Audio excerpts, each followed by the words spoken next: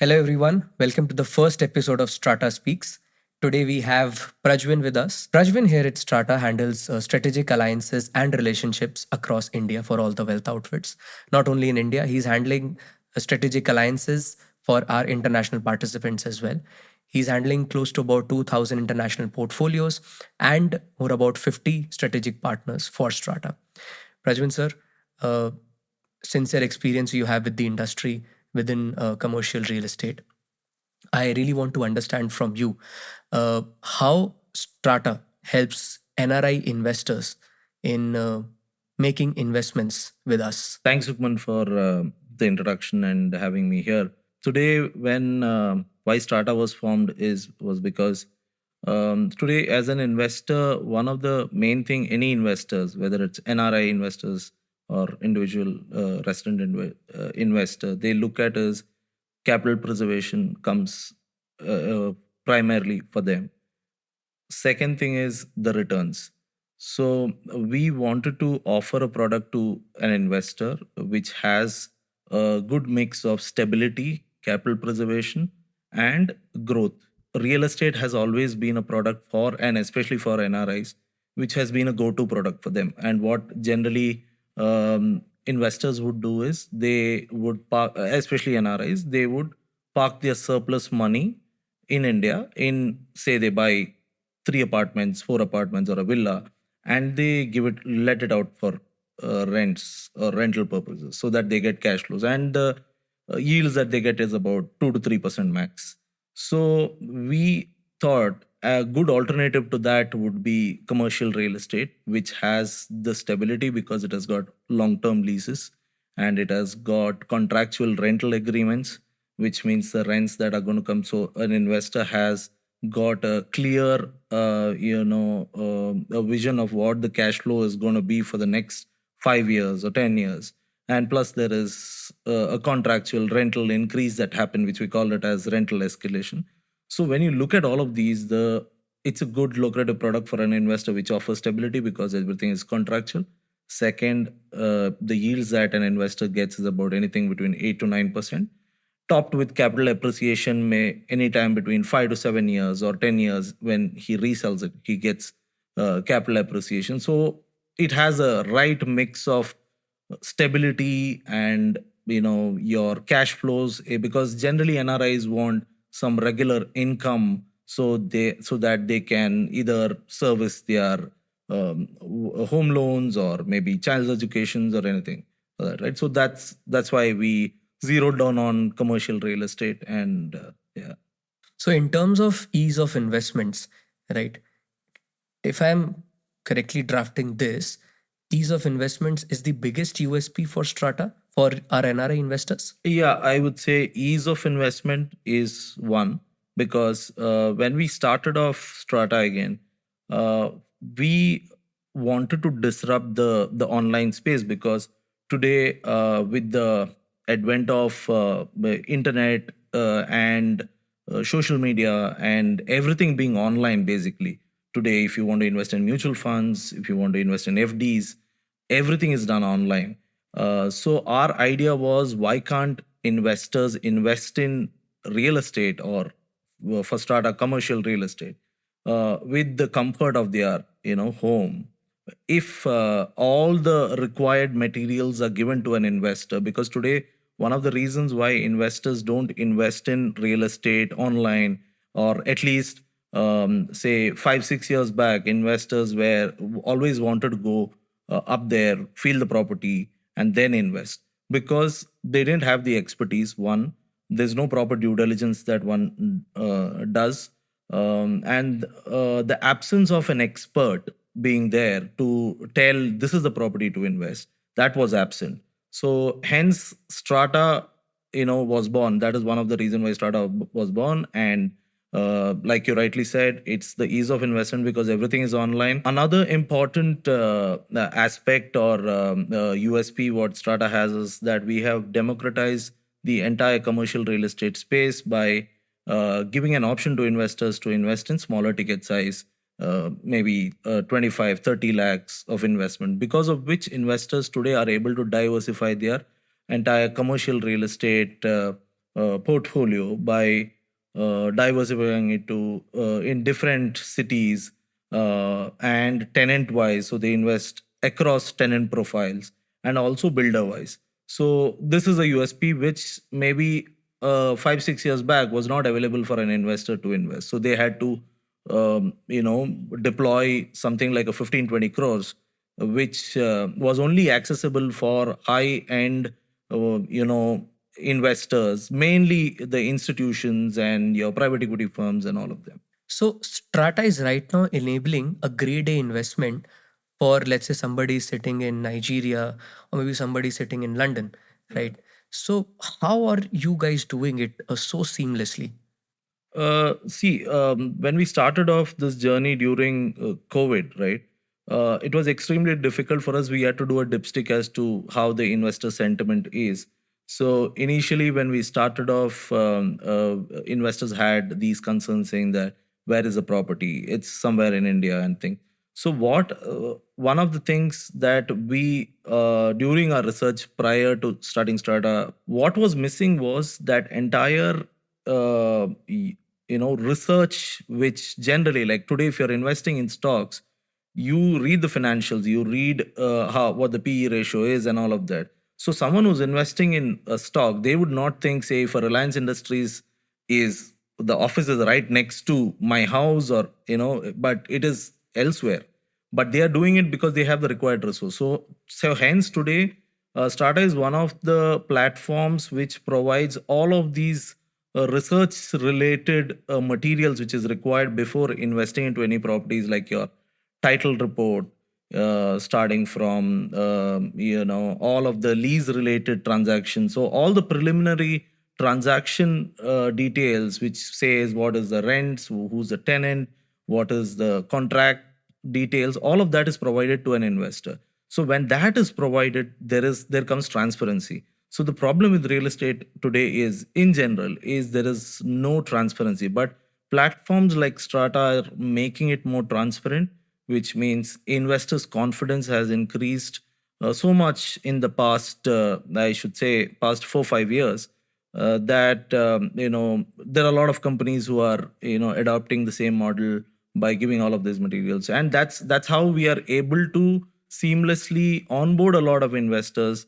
The tech part of it comes later on. As per me, it's mainly the transparency that you display, what kind of documents that you show to investors, that is making things easy. And plus, since it's a tech enabled platform, it makes the entire journey seamless, because your KYCs are done. An investor is able to, with a click of a button, he is able to upload his KYC details. He's able to do online transactions, everything. So yeah, without stepping out of his house. Prajwan, as far as attention to detail is concerned, I recently heard for one of your tenants, you actually did an extension opportunity to create creche for the blue collar laborers which were working over there, right? Now, I have seen this trend being implemented for a grade A tech park, for, let's say, a grade A office space for a headquarter or so.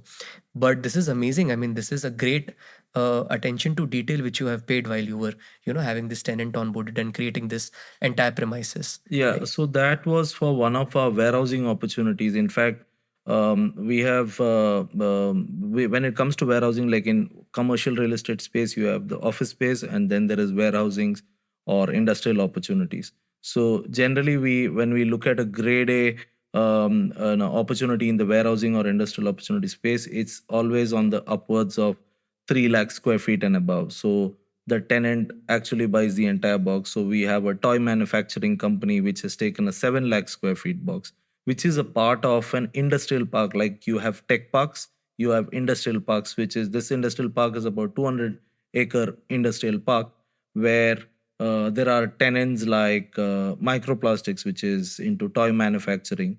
There is a home furnishing company called Wakefit, which does sofas like this, mattresses, and all of that. So they would need high end technologies, and as small things like, say, a creche or for the employees, because all these warehouses, unlike office spaces, these warehouses are not within the city limits. They are outside, because for a warehouse you don't need visibility.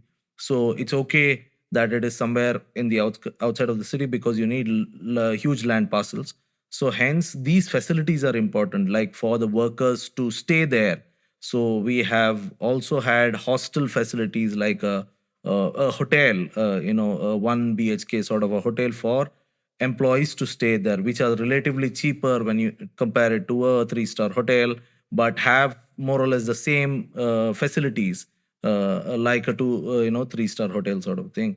So these kind of thing, plus the flooring of the warehouse, it's so the flooring also has to be customized as per the tenant's requirement. So that, and the height of the warehouse. So all these details are will be present in a good grade A warehouse. Whereas if you rewind, say, 10 years, 15 years back, the concept of warehouse was only limited to a go down. So a room like a 3 BHK house could be turned out into a warehouse, or it was the go down was the concept. Today the entire go down has that entire shift has gone to a warehouse, and it's a part of the entire an industrial space.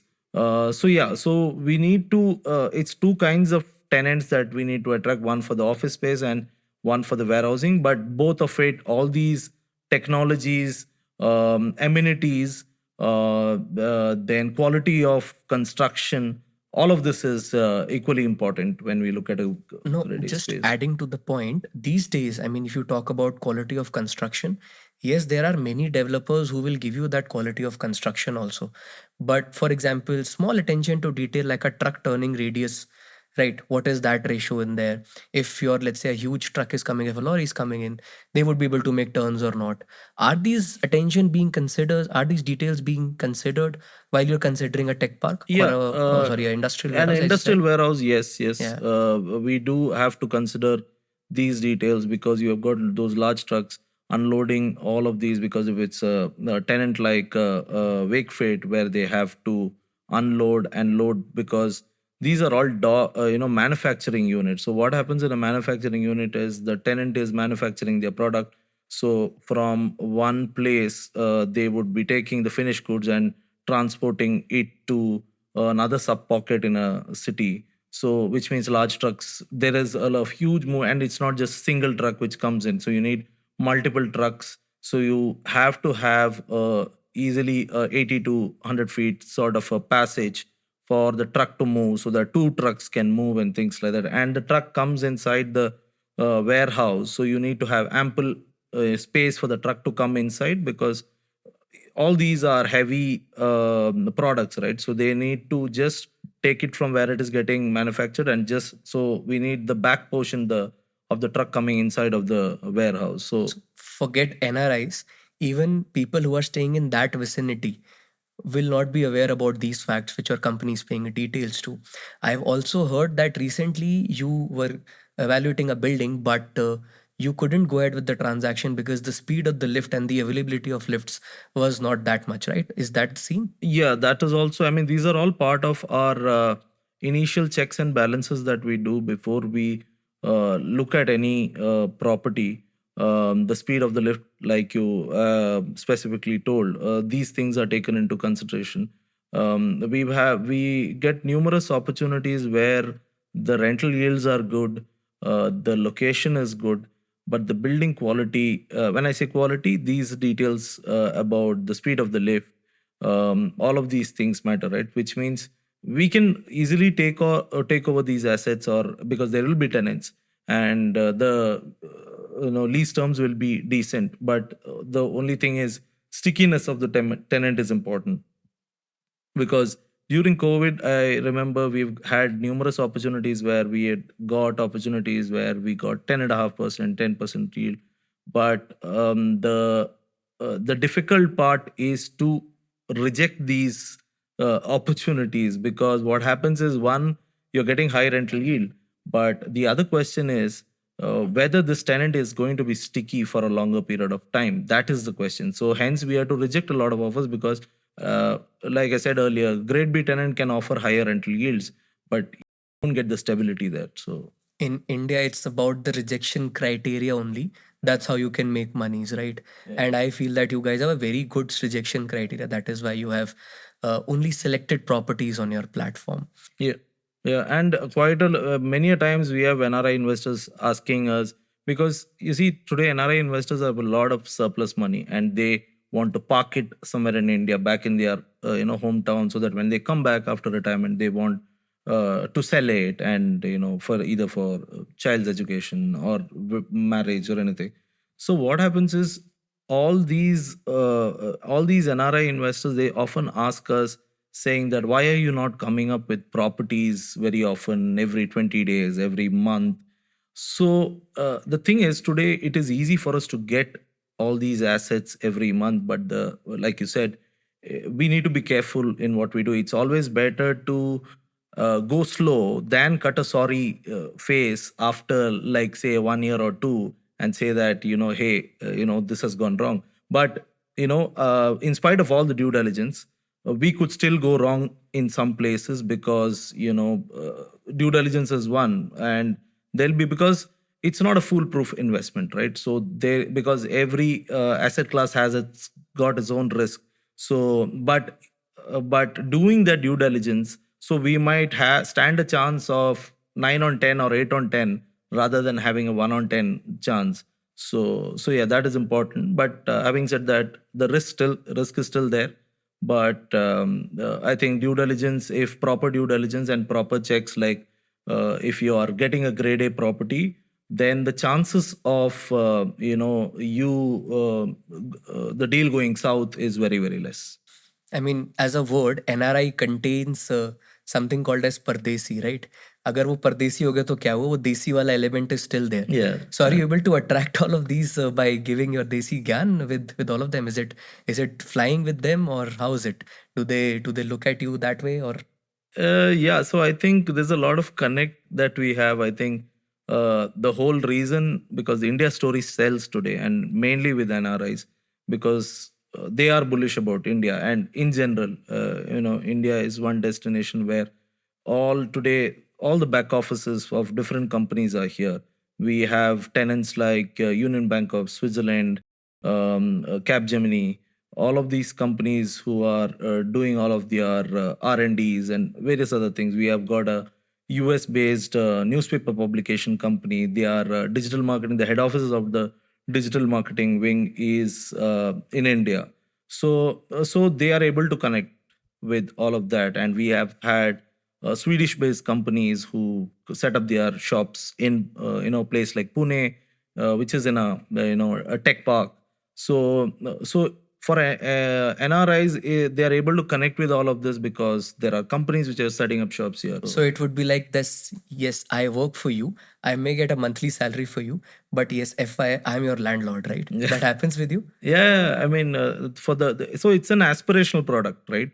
So many years back, like 8 9 years back, they couldn't afford these kind of. They could only think of, oh, I wish I owned this building, sort of a thing, right? Because capital requirement was about 20 crores. So today they are able to invest with as small as 25 lakhs. They are able to be a part of that story, be a part of that tenant. I mean, today investors, when they pass through some of the areas that we have been, like, say, Puma's head office is funded by us, which is in Whitefield. So today I have investors saying that, when they pass by Whitefield, they say that, hey, I've invested in this property. Hey, I passed by this building, man. How's it doing? Like, it's like he's like, he's invested in that. So he has a feeling that he owns that building. And he's like, how's it going? Is everything going good? So we are the property managers. So he's asking us for updates. So yeah, so that feeling of, especially with a brand like Puma, a known brand, which they, like, they wear shoes and all of that. And for them to feel that, yeah, they own a piece of that, it's amazing. So yeah, so it's an aspirational product. Today, investors are able to connect and they are able to access that. I came across this post whereby recently Virat Kohli and Anushka, they did some event with Puma, right? And I Right. think that happened within your building only. Yeah, which it is- happened because it's a head office. So they did come there, and I think most of the shoots for Puma happens there. Yeah. And the building is also constructed in a way where you, if you want to walk, there is a running path Running like an track. athlete running Yeah, track. true, true. So the thing is, sometimes when we tell a lot of these things, Anushka Sharma, Virat Kohli and all of that, then they're like, I mean, it goes. Sometimes we have the reverse problem. People are, hey, do you get a discount on Puma shoe and all of those things? Yeah, and can we meet Virat Kohli whether he's coming the next time and all of that? So we have the reverse problem as well. But do you really? Because I need to buy shoes. Do you? Yeah, sure. Maybe the next time. I am actually planning some furnishings at my place. So if you get discounts from Yeah, your that's also furnishing there. brand, Yeah, Wakefit, we had numerous investors asking us, do you get discounts on Wakefit, on all of these furnitures and all of that? So we are like, so, I mean, we can give you opportunities to invest, but nothing beyond that. thank God you are not the landlords to bankers. Yeah. Else you would avail the cheapest loan possible and give it. Yeah. So that's another thing today. Investors, when they invest, they do ask. So one of the things we are trying to solve is today, a lot of investors have the cash flow to invest 25 lakhs. But there are investors who say that, hey, I don't have that money. I don't have 50 lakhs. I have 25 lakhs. So we are also looking at, and even this, even for NRIs and resident individuals. So we are also looking at a product where you can invest, say, if you want to invest 50 lakhs, you can partly fund your investment and the other part is funded by the bank. So we are working on that. That's a work in progress. But that could be a product which has got a lot of demand among NRIs. So probably with the whenever RBI stance is maybe let's say neutral or dovish, right? Probably that's when the yields or maybe the Yeah. rent, the loans which are actually available at an expensive rate right now. Yeah. Once that corrects, Yeah. that is the time we That's will launch also it. a reason why we are, holding on. We're doing a wait and watch and then. So speaking about banks and the financial progress, how is Strata, adding value to an investor's portfolio?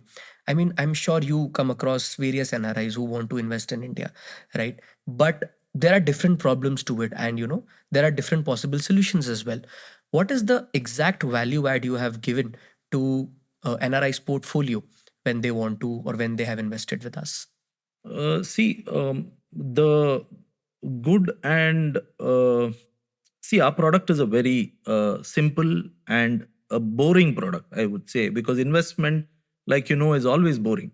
You can't make it exciting because if you want excitement, then you're losing money. Either you're losing money or you're a real expert, right? Any Yeah, investment which any is investment. exciting, that is Yeah, gambling, yeah, exactly. right? So to start with, this is a product where you invest. So everything boils down to diversification, the tenant profile, yields. So the crux is you invest across portfolios. You invest in warehousing, you invest in office spaces, you invest in different cities. So that is I mean, that is the main value add, I would say, apart from fractionalizing the investment. But I would say that is the main value add. Plus, what we do is we make the entire onboarding process very seamless for an NRI investor because he's sitting out there in Nigeria or Dubai and he has no access to what kind of property, or he doesn't know which area to invest, which market to invest, or how is the title looking like, whether it is safe and all of that. So that is the main value add that we give, where we give all of these reports to an investor, and which makes life easy for him, which makes life peaceful for him. Because after investing, one needs to have a sound sleep, right? So which is what we at least we try to do that. And what else? Yeah, the entire process of investing, we all the checks and balances are there. Any money transfer, it is done through an escrow account. So you have trustees on the board of the SPV. There's an escrow agent which is there. Plus, all the online transactions are done through Razorpay, and every NRI investor or every investor, we create a separate virtual account. So what happens is a virtual account is a pass-through account. So today, say for example, back in the days, if I were to transfer money to say a company who's of similar business, right? So what they would do is they give the bank account number and then I transfer the money there, right? So then what happens is the product company, they call up the bank and ask, hey, this is the reference number. Have you received the funds and all? So we cut off all of that. So to make tracking easy, we create a virtual account which will be in the name of the investor for the life of the investor with Strata. So the money gets transferred to the virtual account, and from the virtual account, it gets directed to the escrow account. Which is one of features which Strata introduced today. Many of the players in the market have adopted that. I had a so yeah. So that's how we make it seamless. Another story altogether. I remember the time where we were uh, educating investors about fractional ownership, and we were telling the entire democratizing process, right? We were telling. So I was of the opinion we're making it so much free for others to, we are inviting competition. So our CEO and co-founder were of the view that while educating, you're attracting a lot of competition, but you're also educating, which means you're attracting investors. So I was of the opinion that let's keep it low key. We'll do all of this low key, and then make money for investors so that we don't reveal what. But I think, but today I would agree with our CEO that with so much of education, life has become easy for us today. Everyone knows about fractional ownership on commercial real estate actually, and how lucrative the product is today. So not only a company, you've actually started an industry Yeah. altogether. Yeah. I mean, yes, this was an asset class, but how you have brought it to the investors, how simplified you have made it, it's just that, creating an industry altogether. Thank you, Prajwin. Thank you for coming and sharing your insightful thoughts with us. Thank you so much, Sukhman. Thank you. Guys, stay tuned for our next episode. There is a lot more content to share with you all. Please stay tuned for our second episode with Strata Speaks. Thank you.